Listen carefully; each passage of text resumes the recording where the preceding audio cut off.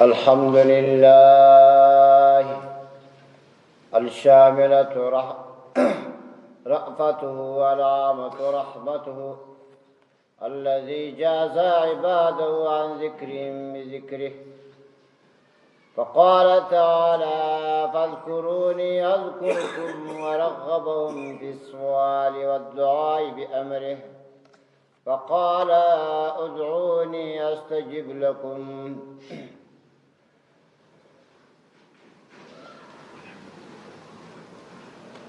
أما بعد قال الله تبارك وتعالى في القرآن المجيد والفرقان الحميد فأعوذ بالله من الشيطان الرجيم وإذا سألك عبادي عني فإني قريب أجيب دعوة الداعي إذا دعاني فليستجبوا لي وليؤمنوا بي لعلهم يرشدون وعن أنس رضي الله عنه قال قال رسول الله صلى الله عليه وآله وسلم الدعاء مخ العبادة أو كما قال رسول الله صلى الله عليه وآله وسلم وأيضا عن أبي أمامة رضي الله عنه قال قيل يا رسول الله الدعاء أسمع قال جوف الليل الآخر ودبر الصلوات المكتوبات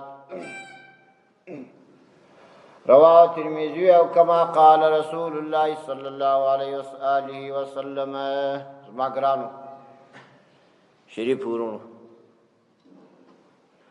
كما آیات چې ما ستاسو مخکې تلاوت کړي دا آیات د سورۃ بقره یو سل شپږ اتیایم آیات د سورۃ بقره و کوم آیات چې ما ستاسو مخکې ووایو دا د ترمذی شریفی حدیث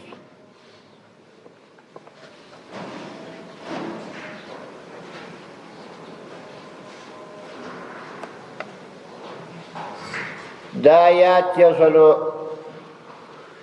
شپږ اتیایم آیات سورۃ بقره ده تر دې آیات مخکې درې آیاتونه په سورۃ بقره کې تیر شوي دي د روزې بیان یې کړی د اعتکاف بیان پکې تر دې آیات وروسته بیا یو اوږد آیات ده نو یو سلو اووه اتیایم آیات ده نو په دې کې هم د روزې بیان شوی د اعتکاف بیان شوی په دې مابین کې دغه آیات راغلی یو سلو شپږ اتیایم آیات په دې آیات کې د دعا په ارتباط باندې څه مسله څه خبره شته نو علماء کرام لیکلي دي ابن کثیر لیکي چې یو لوی مفسر د هغه وایي چې دغه آیات دغه آیاتو په مابین کې خدای تعالی جل جلاله ولې راو چې مخکې هم درې آیاتونه دي د روزې په ارتباط وروسته بیا یو اوږد آیات د روزې اعتکاف په باره کې او په دې مابین کې دغه آیات راو نو په دې کې دې ته اشاره ده چې روزه د رحمت میاشت ده روزه د مغفرت میاشت ده نو د خلکو دپاره دا پکار ده چې په روزه کې دعاوې وکړي او په روزه کې دعا وکړي خدای تعالی جل جلاله ته ځکه خدای تعالی جل جلاله په روزه کې خدای تعالی جل جلاله دعا قبلوي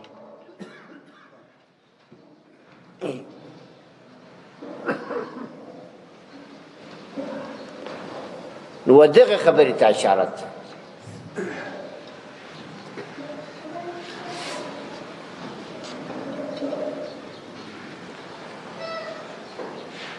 نو زما ګرانو شریف ورونو لکه څنګه چې په یو حدیث کې هم راځي د عبدالله ابن عمر رضی الله عنه سره روایت ده هغه وایي للصائم عند فطره دعوة مستجابة رواه ابو داود وایي د روزهدي دپاره په وخت د روزه ماتي کې یوه دعا شته چې خدای تعالی جل جلاله هغه د دعا خدای تعالی جل جلاله قبلوي الله دې زموږ ستاسې دعاګانې قبولې وګرځي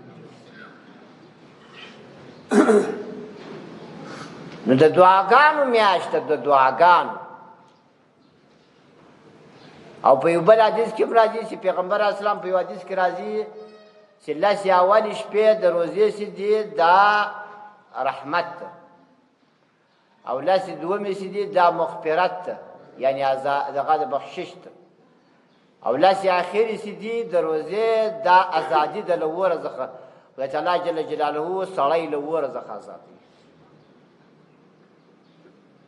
نو په دې کې هم دې ته اشاره ده چې دا د رحمت میاشت او دا د دعاګانو میاشت په دې دغه کې په دغه میاشت کې باید سړی خدای تعالی جل جلاله ته دعا وکړي. نو خدای تعالی جل جلاله ته څه وغواړي؟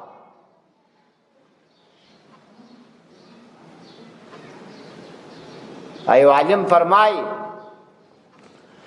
لا يسألن من ابن آدم حاجة وسأل الذي يباب لا تحجب الله يغضب إن تركت سؤاله وابن آدم حين يسأل يغضب.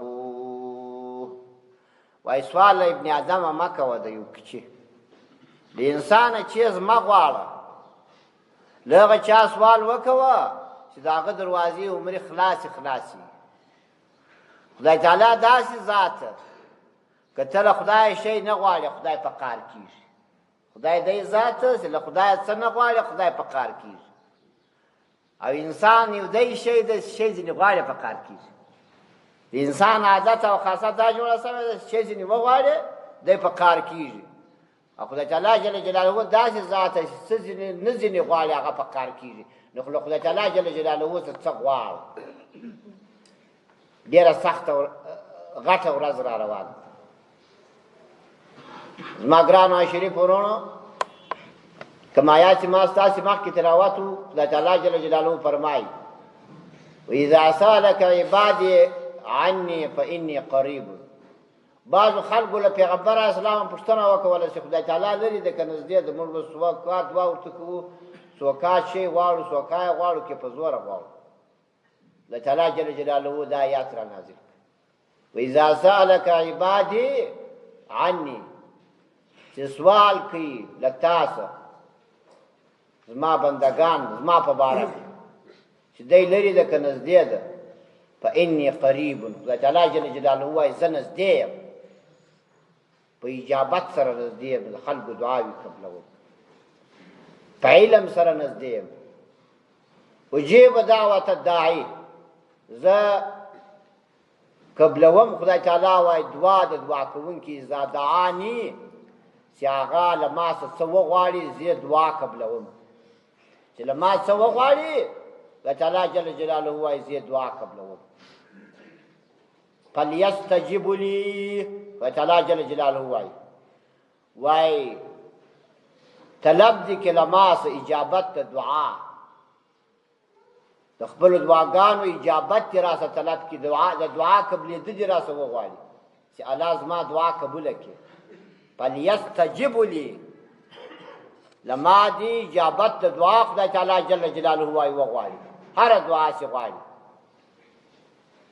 او وليؤمني او فرما يؤمنوا او ایمان دی ولري عقیده دی ولري فرما باندې وليؤمنوا بي فرما دی عقیده ولري لعل د دې لپاره هم چې دی يرشدون دی د هدایت لار مسلمانان پیدا کړي د هدایت پر لار باندې روان.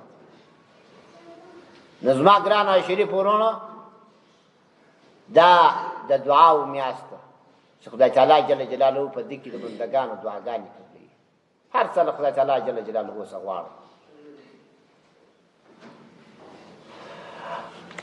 خالد ربيعي رحمه الله هغه وایي زه جب اریانم دغه مطلب خدای تعالی جل جلاله دې ته امر کوي په دعا سره د بندگان لره لکه په سورۃ غافر کې راځي ادعوني استجب لكم. وتعالى وایي ما څه شی غواړي زه درکوم. وتعالى جل جلاله وایي سره څه غواړي زه درکوم. دی امت خدای تعالی جل جلاله امر کوي د دعا او وعده ورسره کوي د اجابت چې زه ستاسو دعاګانې قبلوم او ما بین کې شرط هم نشته. د خدای جل جلاله او د بنده په مابین کې شرط هم په دې آیت کې نشته. فقط خدای وایي ادعوني استجب لكم، بس له ما څه غواړه زه درکوم. ادعوني استجب، دا د خدای تعالی جل جلاله دربار ده، دا د بنده دربار نه ده چې د یوه پلمېټ دپاره به زر واره ورځې بیا کې پر ستا باندې مهرباني وکول، دی به بیا ستا حقیقت معلوموي، بیا به ستا ماهیت معلوموي، چې ته مسکین یا نه یې مسکین، یا ته په تا مرسته وځي یا نه وځي. یا دا د خدای تعالی جل جلاله دربار د خدای تعالی دې زموږ ته دعا قبول کړي. نن د دعا په باره باندې خبره کېږي، دعاګانې کوي. زما وروڼو په کورونو کې خوندمندو ته ووایه چې دعاګانې کوي. خدای تعالی جل جلاله دې زموږ ستاسې دعاګانې قبولې کړي. نبی کریم علیه السلام په یو حدیث کې فرمایي الدعاء مخ العبادت، دعا مازغه د عبادت. د دې حدیث شریف روایت ترمذی شریف کړی، وایي دا مازغه د عبادت، دا دعا، ځکه دا دعا په خپل عبادت، دعا په خپل پر خدای تعالی باندې د خدایوالي یقین جوړېدل چې له خدایه ما سوا بله مرجع نسته، له تا ما سوا یې پروردګاره بل د ورتګ ځای نسته، بل د تمې ځای نسته.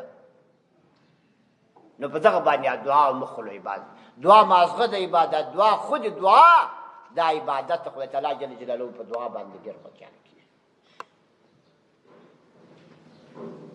د ابي امامه رضی الله عنه سره روایت ده، وایي پیغمبر علیه السلام ته چا پوښتنه وکوله ول ای دعای اسمع یا رسول الله، کومه دعا ډېره خدای تعالی جل جلاله قبلوي؟ نبی علیه السلام ورته وویل جوف اللیل اخر، مابین د اخرې نیمې شپې، مابین د اخرې نیمې شپې، اخره نیمه شپه چې شوه، شپه دوې شپې که د اخره حصه چې شوه، د هغې مابین خدای تعالی جل جلاله دعا قبلوي. و دبر الصلوات المکتوبات، او وروسته له لمنځو څخه هغه لمنځونه چې فرض لمنځونه دي، له هغو وروسته خدای تعالی جل جلاله دعا قبلوي. د دې حدیث روایت ترمذي شریف کړی. په نیمه شپه کې دعا قبلېږي، فقیر پاسه په درګاه وکړه سوالونه، قلیلا من اللیل ما یهجعون، قلیلا من اللیل ما یهجعون، سهرګاه به درګاه یستغفرون. نیکان خلک داسې وي چې د شپې لږ بیدېږي او په سهار کې خدای تعالی جل جلاله ته دعاګانې کوي، په سپېدو کې خدای تعالی جل جلاله ته دعاګانې کوي. پر موږ تاسې باندې په یو ډېره نیکمرغه میاشت کې یو، دا نن خصوصا ډېره یو نیکمرغه ورځ ده چې هغه د جمعې مبارکه ورځ ده. په یو حدیث کې راځي چې هر روزه مات خدای تعالی شپږ لکه خلک بخښي، او په آخر روزه مات په آخره شپه باندې د روزې خدای تعالی دونه خلک بخښي لکه مخکې روزه چې یې بخښلي، څرخ خلاصېږي.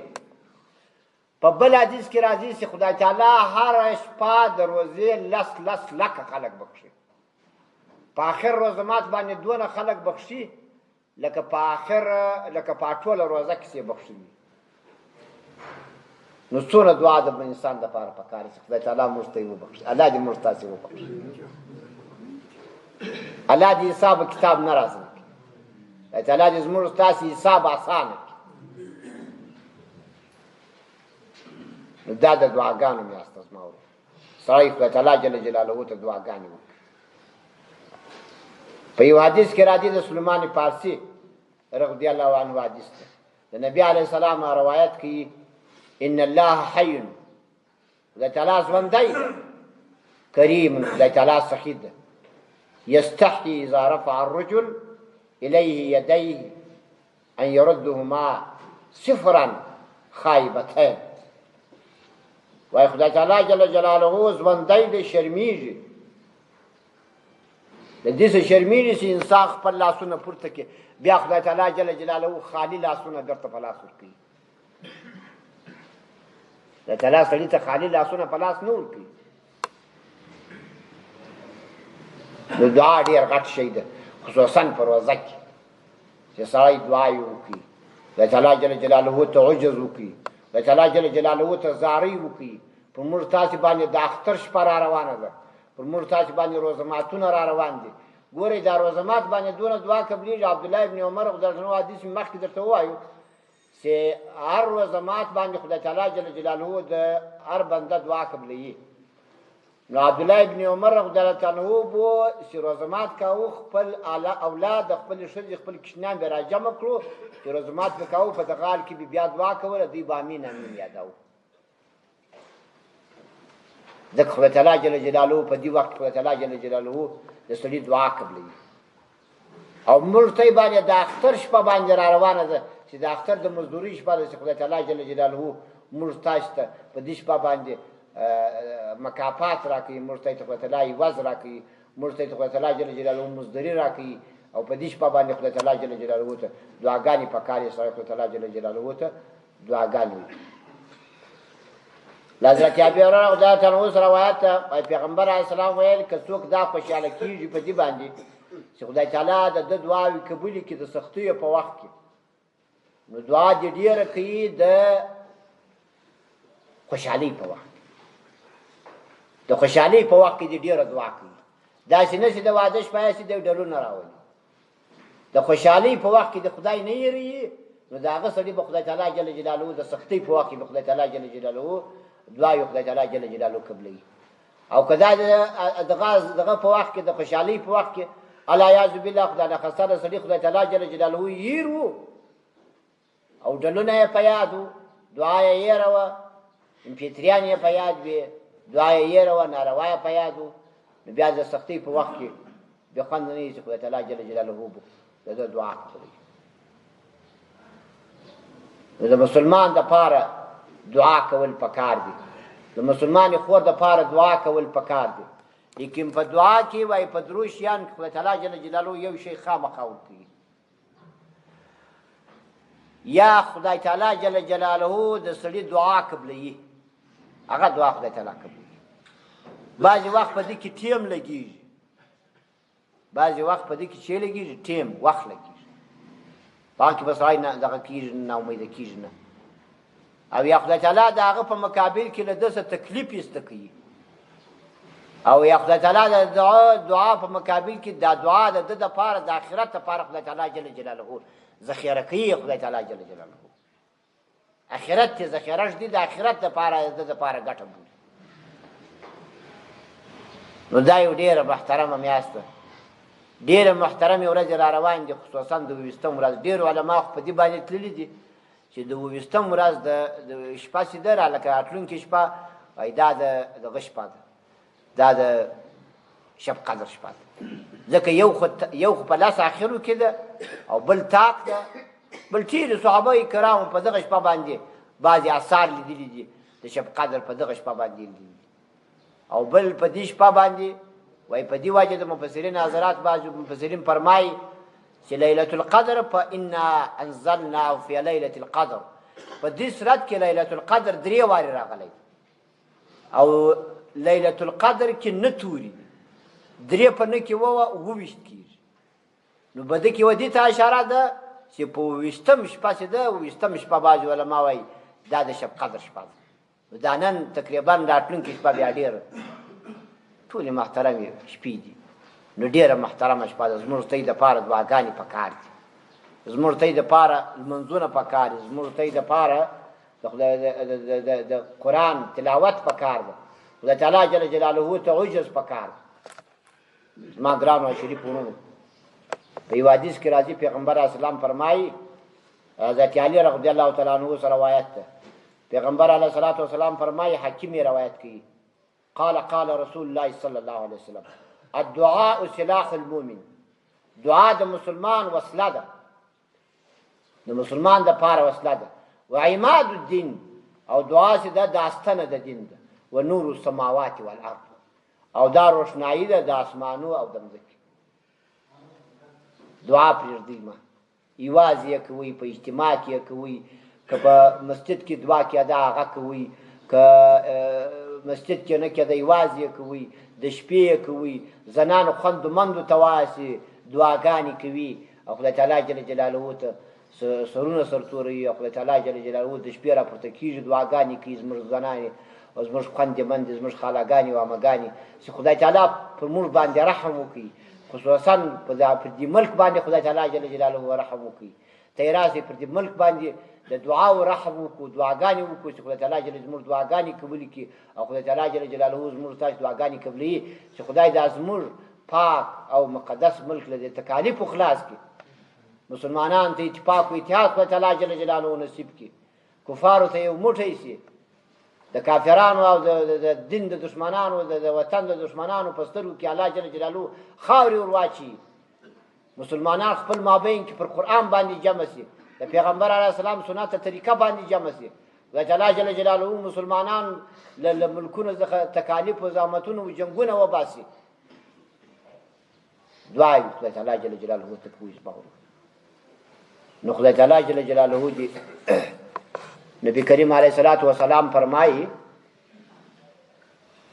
چې هیڅ مسلمان نشته که دی دعا وکړي خدای تعالی جل جلاله یې دعا قبلوي مګر هغه دعا چې په هغه کې ګناه نه وي او په هغه کې وسیله رحمي نه کته کېږي. خدای تعالی جل جلاله په درو شیانو کې یو شی ورکوي، یا دعا قبلوي یا خدای تعالی جل جلاله د هغه په عوض کې خدای به دې ځینې ایسته کوي یا خدای تعالی جل جلاله یې د ده دپاره ذخیره کوي.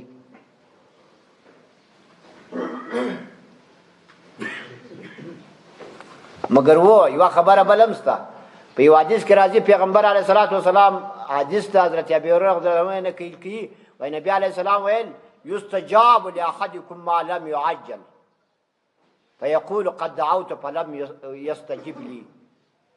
نبی علیه الصلاۃ والسلام ویل د ابو داود شریف حدیث ته چې پیغمبر علیه السلام وویل چې یو له تاسو ته خدای تعالی جل جلاله بخشي دغه کوي دعا ستاسو خدای تعالی جل جلاله قبلوي تر څو استلوار ونه کوي، استلوار ونه کوي.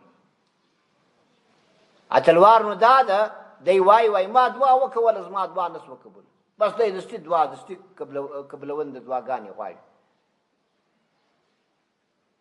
چې وای دستي می دعا خدای تعالی جل جلاله قبله کړې وای. نو زما ګرانو شریف ورونو پر موږ تاسې باندې دا ورځ را روانه ده لکه د اختر شپه، دا شپه را روانه ده لکه د 20 شپه، لکه آخره شپه د روزې را روانه ده. موږ تاسې دغه شپې له عبادت څخه باید تېرې نه کړو، خصوصا د اختر په شپه باندې موږ ته عبادت وکړو. هغه شپه باندې چې څوک په اختر په شپه عبادت وکړي نو خدای تعالی بیا په هغه شپه باندې به خدای تعالی زړونه نه کړي دغه مړه چې په هغه شپه باندې به د خلکو زړونه مړه وي. خدای تعالی بیا په هغه شپه باندې زړونه ژوندي ولري که څوک د اختر په شپه باندې عبادت وکړي. د اختر فلسفه د اسلام په تاریخ کې چی شی ده؟ موږ تاسې اختر د چیش دپاره لمانځو، موږ ته یې د کوچنی اختر د دې دپاره لمانځو چې موږ ته یې خدای تعالی جل جلاله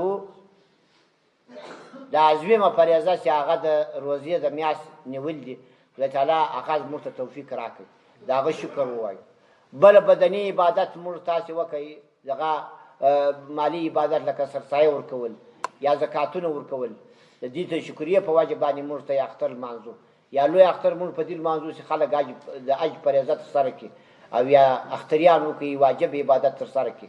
نو زما ګرانو شریف ورونو اختر باید چې موږ په عبادت باندې ولمانځو، داسې نه وکړو چې د اختر موږ په قمارو باندې ولمانځو، موږ تاسې په سروزو باندې ولمانځو.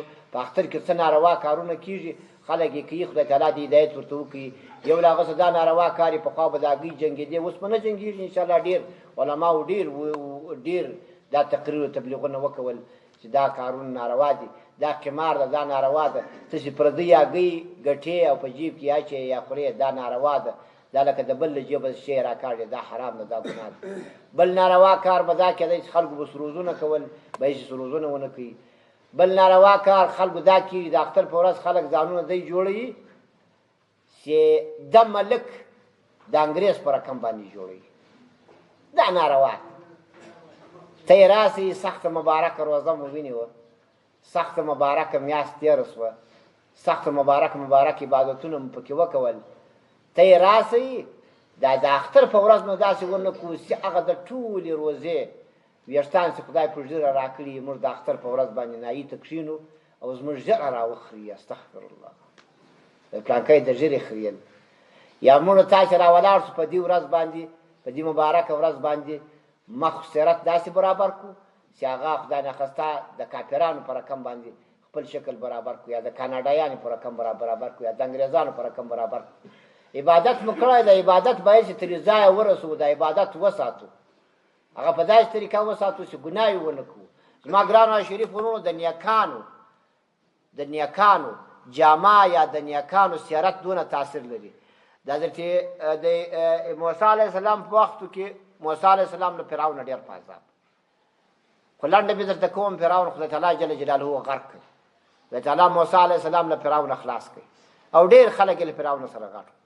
یو سړی پاتې شي، هغه کم سړی و؟ هغه سړی و چې د موسی علیه السلام چمونه به کول.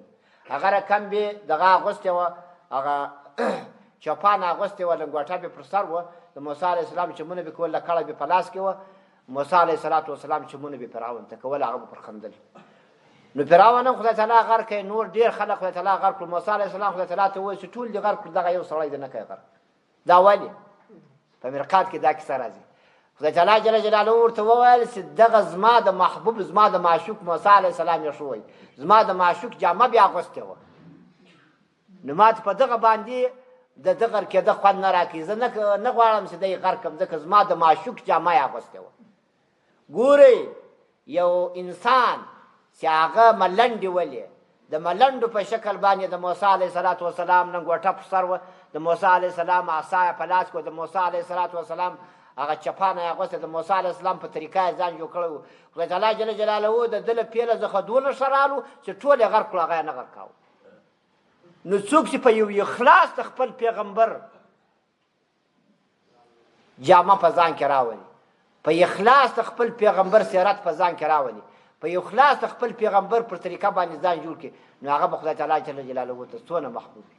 زموږ تاسو دپاره توبه پکار ده، زموږ تاسو توبه وباسو، ځکه په دغه ورځ کې خدای تعالی جل جلاله توبه خدای تعالی جل جلاله قبلوي. خدای تعالی جل جلاله دې زموږ تاسو توبې نصیب کړي، توبه خدای تعالی جل جلاله قبلوي. موږ ته خدای تعالی د اخلاص توبې نصیب کړي. نو موږ تاسو داسې باید چې نوسو چې هغه انسان چې په ټوله روزه کې له ځانه ملک جوړ کړی و، او که سړی دی فکر وکړي د ملک په شکل هم دا مسلمانان دي، لکه ملایکه دی، دا مخوتې ګورې دا د مسلمانانو دا روزې نیولې لکه ملایکه دی. او خدای تعالی جل جلاله د دونه غټه عبادت توفیق هم خدای تعالی جل جلاله ورکوي. دی د اختر په ورځ باندې ورشي، نایي ته کښېني، هغه هم چاړه ور باندې راوکاږي او په ژره یې پسخند ورووي، په سر یې پسخند ورووي، په مخ مبارک د ده دا پاک مخ، د ده دا پاکه ږیره، د ده دا پاک سر، د ده دا پاکه جسه، په هغه هم پسخند ورووي، په دغه باندې دی خوشحاله. زموږ ته خیرونه نور دي، خدای تعالی دې زموږ تاسې جنت ځای کړي، الله دې موږ ته جنت راکړي. زموږ ته دپاره آخرت را روان ده، دا دنیا زموږ ته دپاره بندیخانه ده، د مسلمان دپاره سجن ده، اثرات نه کېږي، خوشحالي نه کېږي. له کومه موږ تاسو دونه خوشحاله یو چې موږ ته یې راولاړېږو، دونه ځانونه داسې ساټ باټ کوو، موږ تاسې راولاړېږو، زړه مو دونه خوشحالي کوي په دونه غمو، په دونه تکلیفو، په دونه زحمتو کې چې نن زموږ تاسو په وطن کې را روان دي، پر عالم اسلام را روان دي، پر مسلمانانو باندې را روان دي. الله دې پر مسلمانانو باندې رحم وکړي. زما ګرانو شریف ورونو، بیا کتابونه لیکي، وایي احیاء العلوم کې لیکي، احیاء العلوم کې لیکي وایي دا اداب د دعا چې دي دا لس دي، ادبونه د دعاګانو چې دي وایي دا لس دي.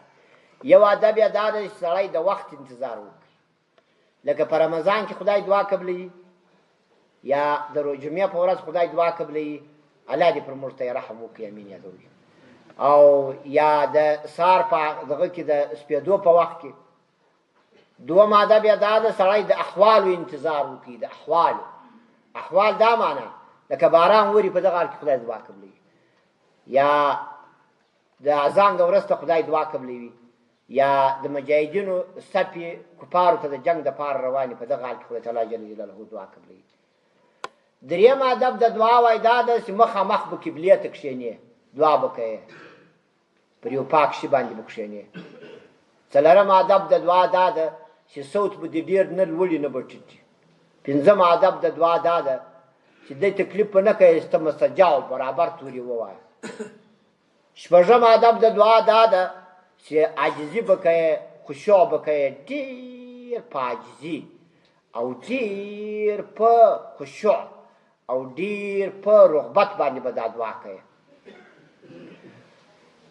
داسې به نه یي چې په قبر باندې لاسونه دی نیولي لکه دا بعضې خلک دعاګانې کوي چې ورته ګورې له دعا سره یوه ته وګورې زه ما خو اکثر وخت سترګې پټې کړي چې یوه ته وګورې له دعا دې زړه بس مات چې دا اجتماعي دعا کېږي لاس په دې داسې نیولي په مابین کې دسته پرجه یي داسې به نه کوې چې لاس دغه کوې چاپي کوې په دغه حال کې یا یوې خوا ته وګوره دورې غرسې دورې وګوري که دورې غرسې دورې وګوري که تیاره راشي د تیاره کې غوږ سمه دعا به کوي او اووم له ادابو د دعا څخه دا ده چې یقین به دې پر دعا باندې چې دا دعا خدای تعالی جل جلاله قبلوي او یقیني امید به دې چې خدای تعالی جل جلاله مستجاب دعوات ده او خدای تعالی جل جلاله زما دعا قبلوي دا به دې یقین